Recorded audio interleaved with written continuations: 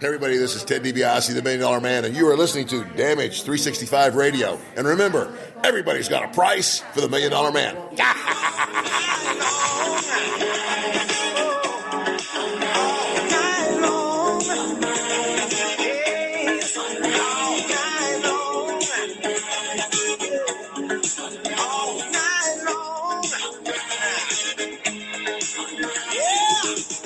It's the All Night Long Wrestling Podcast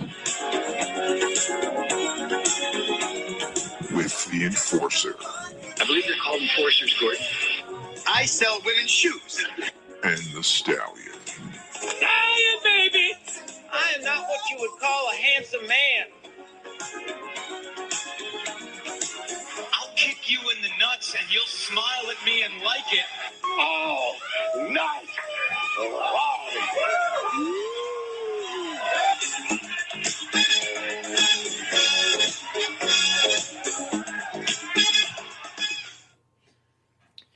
Well, it's Thursday, March 23rd. We might be live.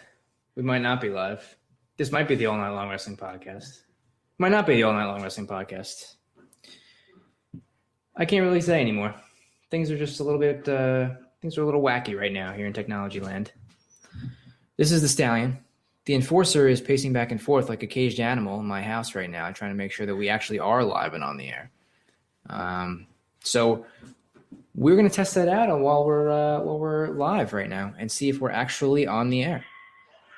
And hopefully we are. We could talk a little wrestling with some of you folks out there. And the idea of tonight's episode was we were going to have the Beer City Bruiser on of Ring of Honor fame and independent wrestling elsewhere as well. He's agreed to talk to us for a few minutes tonight about a few different things in the wrestling world going on with Ring of Honor and himself and his career. But we are having all sorts of difficulties trying to get him on the line. So we are going to do our best to bring him in, hopefully in the next few minutes. And we may or may not have the Enforcer on the line right now. I can't tell. Mikey, are you there, my friend? I'm here, buddy. Can you hear me? I can, in fact, hear you on the show. All right. So, I mean, it sounds like we have the issue troubleshooting. I don't know. I can't promise anything at this point. But we're on the air, and I'm sure people are getting a kick out of this right now. So,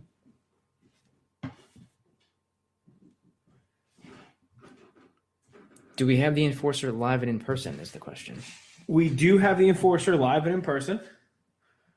We're here. I'm hoping we're going to have the Beer City Bruiser on momentarily. I think I've willed it enough that we're going to be okay. So here we are. You know, I'm sitting here drinking a beer. Joe's going to break something in his kitchen, depending on what it might be. This is the, what's Baron Corbin's finisher? End of days? This is the end of days for me right now. I have nothing left to give anybody. We spent the last 40 minutes trying to get a phone call to work. A phone call. Who invented the telephone? It was Alexander Graham, asshole. Oh. Because, no. This is, let me tell you something. AGA. Oh, this is definitely going to be an R-rated show. I can't begin. We have somebody, Ring of Honor personality, Ring of Honor professional wrestler, the Beer City Bruiser, gracious enough to come on our show, the All Night Long Wrestling Podcast, which at the end of the day is just a couple of jerk-offs talking wrestling, right? Here we are. We can't even – it's not our fault. I will take full responsibility for things that are my fault. Joe, you're not one to shy away from responsibility. Most things are my fault, but in this case, I don't believe it is. Most things are our fault. Well, mine and yours together. But when you have a service that you pay for, like Blog Talk Radio, that service should indeed give us our basic requirements. Provide the service they're actually promising that they're going to provide. I don't go to a laundromat expecting it to do calculus homework. I go to a laundromat expecting it to give me my clean laundry after I put it in the laundry machine. It's A to B. There we go. And it seems like hopefully, and I don't have to break anything, we've got the Beer City Bruiser on the line. Can you hear us, Beer? I can hear you now, guys. Listen, we appreciate you sticking with us. The only good thing to come out of this is I've been able to indulge in a couple extra Oktoberfests. Oh, nice.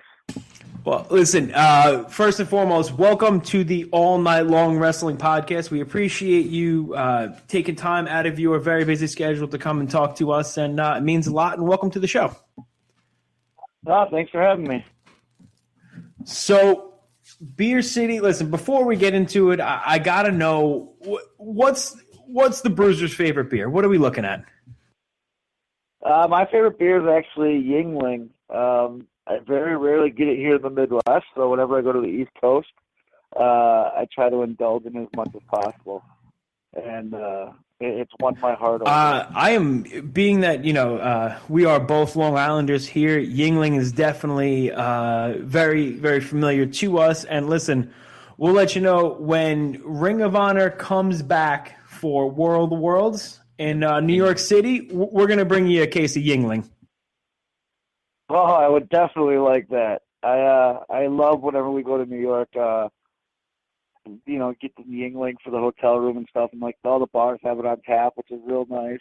And I get to splurge when I'm out on the East Coast. Yeah, I will say our bar scene, they definitely have a lot of craft beer, and especially looking towards Long Island, it's like they're trying to make it the craft beer mecca. So that's something, like I said, when you get here, we'll definitely go out, and the least we could do for making you hold on for 40 minutes is we could all indulge in a couple of good old craft beers. Sounds good to me. Speaking of the Beer City Bruiser and the Beer City gimmick, which to me is just I think it's one of the best going right now. Where did the Beer City Bruiser, where did that originate? It was after I got back from training with Harley Race. I was kind of just floating around all the indies out here, and a guy I knew, he was also doing it, and he says, we should really just form a tag team. I said, yeah, that's fine. And then he says, well, we need to come up with a name. And I said, well, let's just do what we do. And he's like, okay, what's that? He says, well, we drink and we fight. So we were originally a tag team called the Beer City Bruisers, and then he retired from wrestling, and I decided, you know what, I'm just going to keep the name. It's a cool name. So, and it's me. I mean, I that's what I do. I drink beer and I fight. So we took the S off, and it became the Beer City Bruiser. Beer City. You look at the Beer City Bruiser, and that's not like anything else going today. And you said you got your start with Harley Race. Now, growing up, were you a diehard professional wrestling fan? Yeah, I've always been a wrestling fan since I was like 7 years old. I used to try and find my early inspiration was Bruiser Brody. So growing up in Milwaukee, we only pretty much had WWF and AWA at our fingertips. But on ESPN, sometimes they play like the WCCW, and they play Mid-Atlantic and stuff like that. So I would actively go out and try and find, get a Bruiser Brody fix. And then, this might be dating myself, but back when you had the tape traders, I used to go and just get VHS tapes of Brody as much as I could.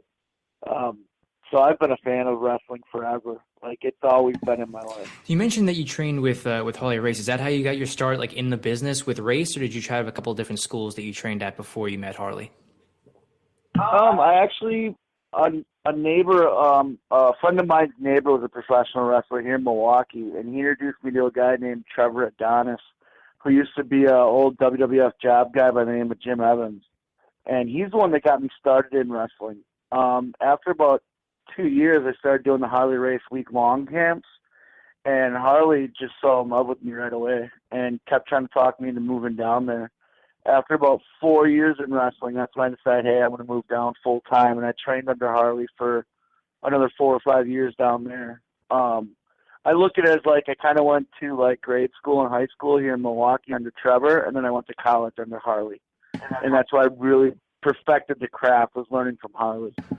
What was Harley Race like as as a teacher, as a mentor? Because you hear stories about him as one of the most legitimate tough guys in the business. I can only imagine his school was run the same way. Yeah, every story you hear of Harley is true. That man can put away his liquor. I I've drank with him, and he's drank me into the table a couple times. He's still, 70-plus years old, still probably the toughest guy I know.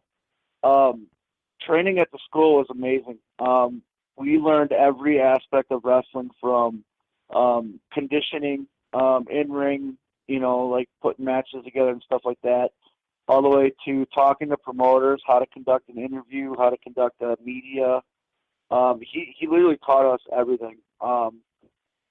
With the town that we lived in, Eldon, Missouri, was such a small town, everybody knew you were a Harley student.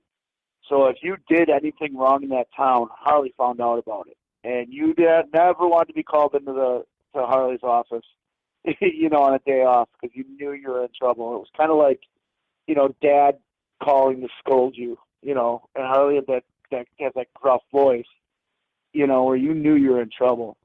But like I said, every story you ever heard of Harley is absolutely true. He still is the toughest guy I know. And you're by no means an old guy, but that old school mentality that Harley Race instilled in you, do you feel like that's something that a lot of the up and coming wrestlers today, I don't want to lump them all into, one group, but that they don't have that kind of old school mentality like some guy like you or Harley Race would? Yeah, I think that's lacking today. And like you said, don't lump them all together. There's schools out there that teach the old school method. And it's still alive out there. But there's so many young guys nowadays that, some Joe Blow down the street decided to put a ring in his backyard and teach them wrestling. That it's something that needs to be instilled even more, I think. The school I train at, the Thumpers Den Wrestling Academy, we pound in their heads the old school thinking, that old school mentality, because that's why the business has survived as long as it has, is because of that old school thinking. You need the tough guys in wrestling. Nowadays, the thing that kind of helps when you see a tough guy gimmick like myself or something like that, or like even you go back to Harley Race or Crusher, when you looked at those guys, you didn't want to walk up to them in a bar and get into a fight. They look like true tough guys. And I think that attitude needs to come back in professional wrestling now. So many people are worried about selling T-shirts and making a dime instead of actually getting, true heat or getting people actually upset at them, where they want to fight them afterwards. I feel like especially with a lot of the bad guys today, people are, the quote-unquote heels, they're more worried about getting over than they are like being hated by the crowd. And I feel like that's a lost art, and only so many, wrestlers today can actually pull that off.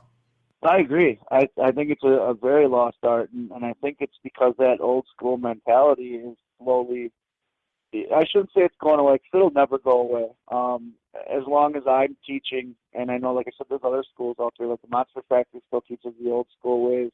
The Ring of Honor Dojo still teaches the old school ways. As long as there's that old school mentality still being taught, it'll never go away. I just think it needs to start taking over again like it used to. So now you were a part of the 2015 ROH Top Prospect Tournament. So how did that come to pass where you were in that tournament? Did you have any contacts with ROH? Did they have some folks that were scouting you and found you on other promotions, then they invited you to be in that tournament? I had some contact with Ring of Honor. Steve Carino is actually a really good friend of mine. I consider him a mentor. And Carino at the time was really heavily involved with Ring of Honor. And had always told me about their tryout camps. I'd done a dark match for Ring of Honor when they were here in Milwaukee, but it was always just talking. It was never anything beyond that. When my father passed away in 2013, he left some money aside in his will for me to attend the Ring of Honor tryout camp. Because he'd always been telling me, you need to do this, and I always came up with an excuse of why I couldn't do it. And normally it was money related. So basically, when he passed away and left that money for me, there was no way out of me not doing the camp. So I ended up doing the tryout camp and just hitting a home run with it. I remember learning so much at that camp, but when I went in there, I thought to myself, if I'm going to do this camp, I'm not just going to go in and be a guy that are like, oh, that's a decent-looking guy, it's a decent character. I wanted to go in and kick the door wide open